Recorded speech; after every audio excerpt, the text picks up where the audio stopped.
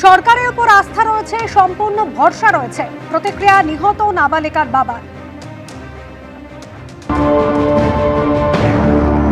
পুলিশের উপর পুরো রাস্তা আছে, সরকারের উপর পুরো রাস্তা ভরসা আছে।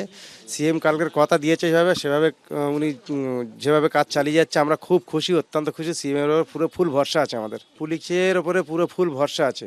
পুলিশ না থাকলে আমরা এত এগোতে পারতাম না কোনোদিন। খুশি আমি, তাতে খুশি।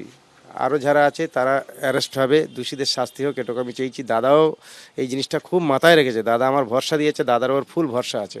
আমাদের যে সিএম আছে না, ওনাকে দাদা বলে আমরা সম্মান করি।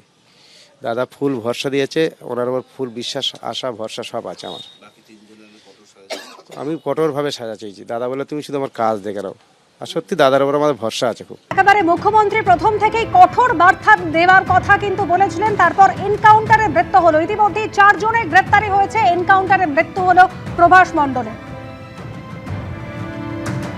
আর বারুইপুর কাণ্ডে এনকাউন্টারের পর পোস্ট করেছেন দেবজিৎ সরকার। পুলিশের গুলিতে নিহত বারুইপুরে 12 বছরের নাবালিকাকে নির্যাতন এবং খুন করা প্রভাস মণ্ডল। পুলিশের আগ্নেয়াস্ত্র নিয়ে পালানোর সময় গুলিতে মৃত্যু হয়েছে প্রভাসের। ডিভাইন জাস্টিস পোস্ট বিজেপি মুখপাত্র দেবজিৎ সরকারের।